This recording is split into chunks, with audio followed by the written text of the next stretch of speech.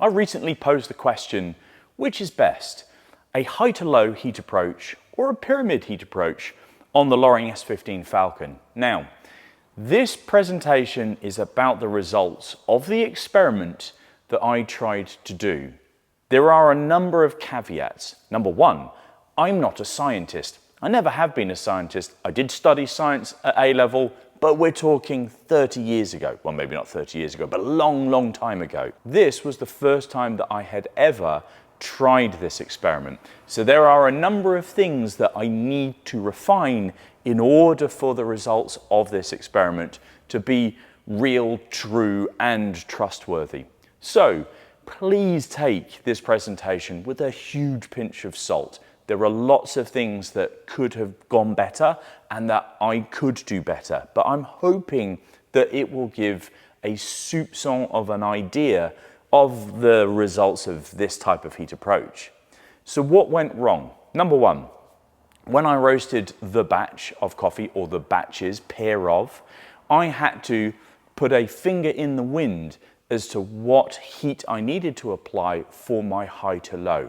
I have not been roasting in this way for at least 6 or so months. So I had somewhat forgotten how much heat I needed in order to get to my end point. And therefore, that could be refined going forward. Subsequently, I then had to try and match the total roast length and time and end temperature with my high to low. Neither of these two roast profiles that I will show you are perfect by any stretch of the imagination. Both should have refinement if I was going to be using them in a production situation. The end temperatures are a little bit higher than I would usually want to attain. I tried desperately to keep all variables exactly the same. The total roast times were a little bit too far apart for me to be categoric with my statements that will come out later on. However, I did try my hardest to keep as many variables tight as I possibly could. So here's the scenario breakdown. I roasted one coffee. It is a Yellow Bourbon from Brazil. The farm is Pantano, and it is a natural process coffee. I roast an awful lot of this for filter and espresso roast profiles. However, the design was focused on filter brewing. The expectations of flavor should be orange acidity, a sweet hazelnut, and a milk chocolate finish with other usual Brazil flavor and aroma profiles. I was using the Loring S15 Falcon roaster. Each batch was 12 kilos in load mass. Each roast started at 240 degrees Celsius on the return temperature. I aimed for a total roast time of 10 minutes. Each profile was a little skewed to the right and left of that total time. I wanted to target a 1 minute and 30 second development time, and I wanted the end temperatures to be as close as they possibly could. One hopes I would therefore meet the same color pairing for each, and I would hope to have the same total weight loss as well. I did a fairly good job, but as I said, there are things that I need to refine going forward. So let's have a look at the profiles. As you can see on the screen now, these are the two batches. The red lines are the high to low, the blue lines are the pyramid heat approach. We'll start with the red lined high to low roast. Now, so the total roast time for this was 10 minutes and 7 seconds. So 7 seconds beyond my target, caveated by I had no idea what gas profile I needed. So I opted for 75% the total gas available for this 12 kilo batch. I used Loring's standard default soak period, which equates to somewhere around 20 seconds. And then I went into this 75%. For future roasts, I would likely want to push this to maybe 78%, could possibly be 80% during the cold winter months, but I definitely needed to up that gas going forward. I then ran that gas for as long a period of time as I possibly could, and then started the step down process to my end point.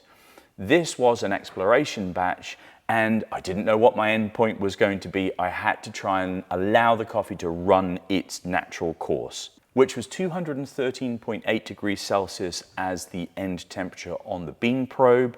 That represented 15% of development time in ratio terms. The development time in seconds was 1 minute and 31, and as I said before, total duration 10.07 seconds. The total weight loss in percentage terms was 12.44%, which is higher than I would like to on a filter roast. I tend to target 12% as a rule of thumb. The end color on the Agtron Gourmet scale was 114.7, and I used the finest setting on a Malkanig EK43 grinder. So what about the pyramid approach? You'll note that I've used Loring's 20-second soak period as prescribed by the roaster and to match the previous batch. I've then every 30 seconds stepped up gas in percentage terms to reach a peak gas input of 85%. I've allowed this to run through time before I've then stepped down the gas to the end point. This is not a particularly well executed roast curve. I really struggled in trying to hold this roast back in order to match the high to low profile. The result was 213.7 degrees Celsius as an end temperature on the bean probe. That is a variance of 0.1 degrees Celsius between this batch and the high to low batch.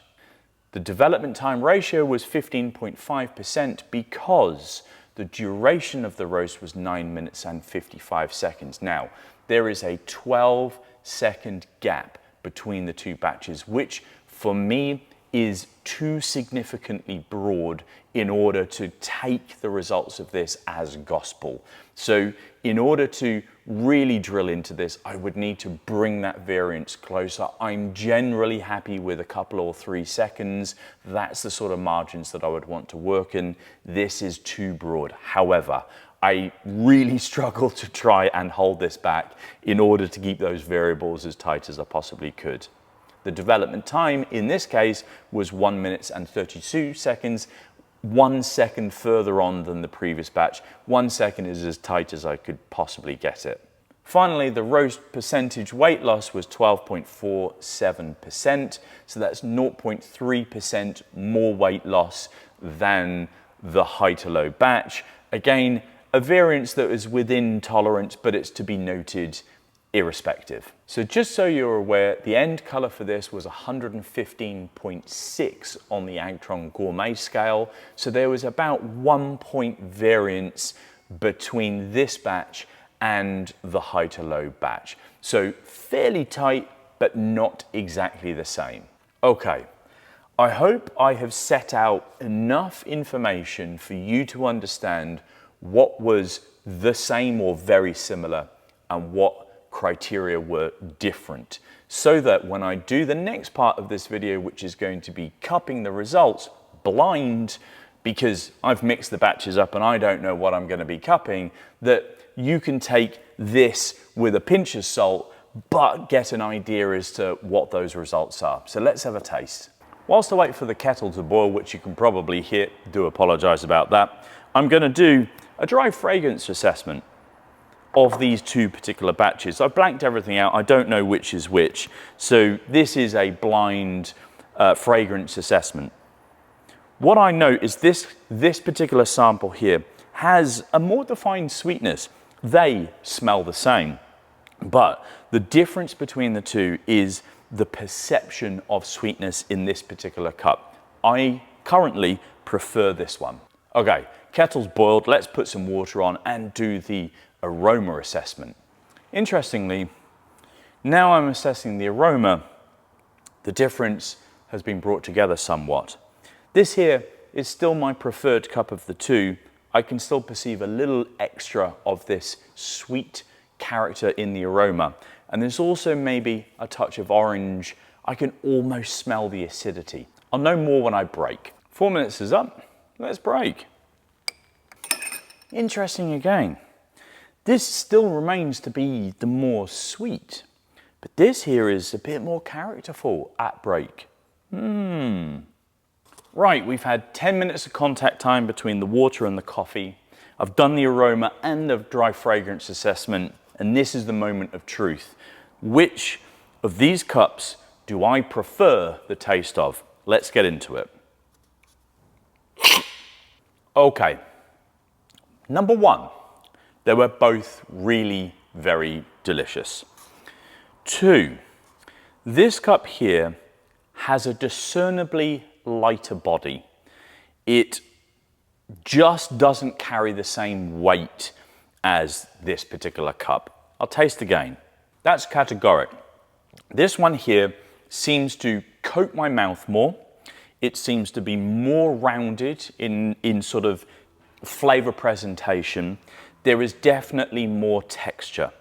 This here is, it just lacks, but lacks is maybe the wrong word to use because it's really delicious. It is far more orange-like than this one here.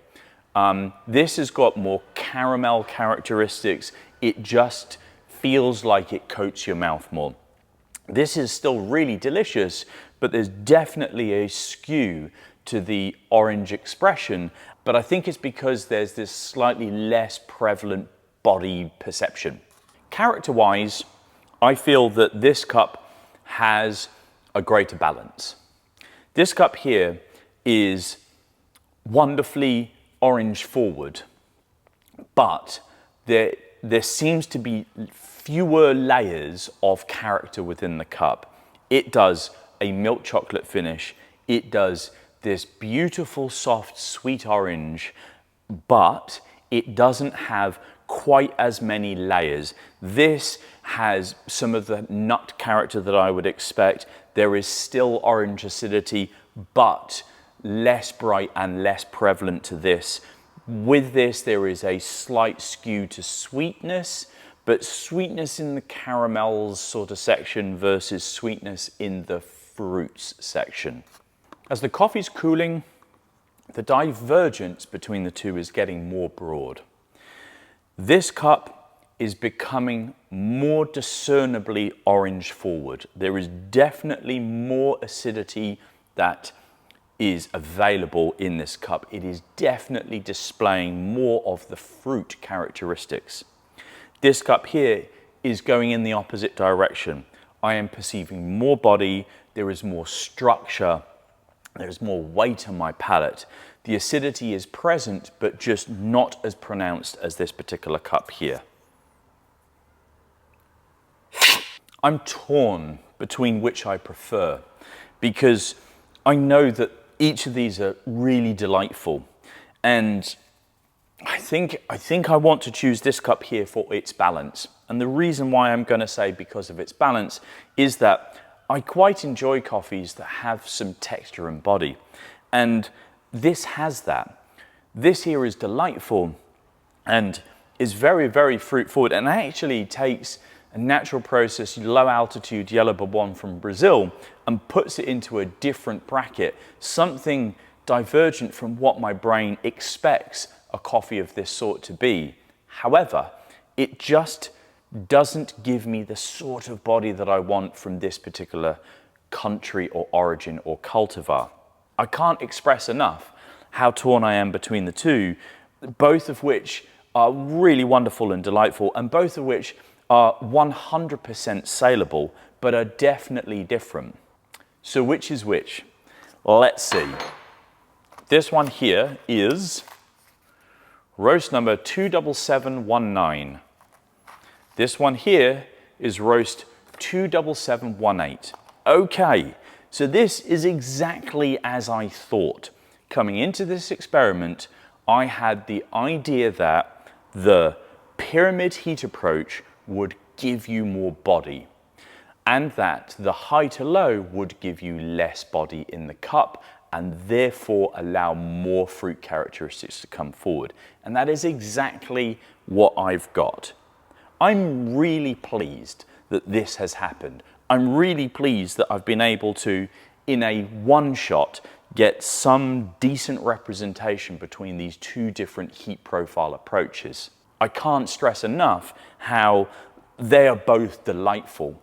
And in conclusion, on this section of the presentation, I would be wanting to think about the heat application or the heat approach based on what I want to express out of the coffee.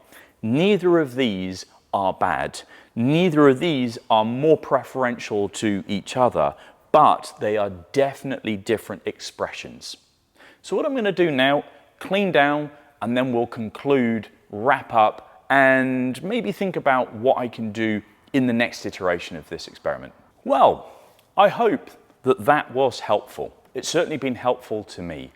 Please be aware that this experiment was done by somebody who is not a scientist. The criteria weren't as strict as I wanted them to. There definitely was too broad a variance in total roast time and length. And of course, there are different thermal mass inputs to each of the profiles, and those have profound impacts on the overall chemistry. But the results were somewhat where I wanted them to be, based on reading in and around the pyramid heat approach and the high to low heat approach. To conclude, I would confidently now say if you were using a Loring S15 Falcon, the high to low heat approach will give you less body. It will present more of the fruit characteristics within the cup. You will get a cleaner, crisper result.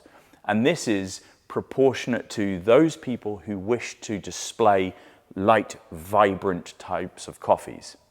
The pyramid heat approach gives you, for certain, more body. There is more stratification of flavor, and there seems to be a little more balance, assuming that you do want the perception of acidity, but also to have sweetness and body to come along with it. I specifically chose the pyramid heat style of application because I transitioned from a Probat drum roaster.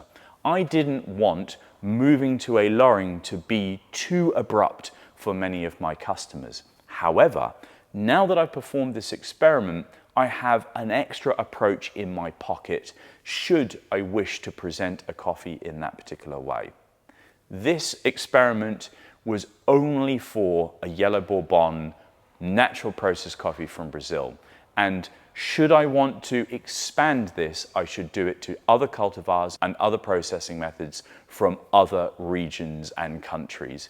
That is the only way that I could discern for sure that the two approaches would be as described. However, the results are such that I think I can be fairly confident in saying that A, both of the approaches will give you delicious coffee, and B, should you want to present more body, more structure, go with the pyramid heat approach. If you want to present a crisper, cleaner profile, go with the high to low. Now, how did I do? This was the first real experiment that I've tried to do in front of a camera, live and blind. I think I might have done a fairly good job. Do let me know in the comments below if you've got any comment on this particular approach. Please bear in mind that this is only applicable in real terms to my particular system, my coffee, my desires, and my roasting ability. But it may give you a breadcrumb trail for you to go and explore on your roast system and your green coffee as per the desire that you want inside of your roast facility. And that ends this presentation. You have a great week ahead. Cheers.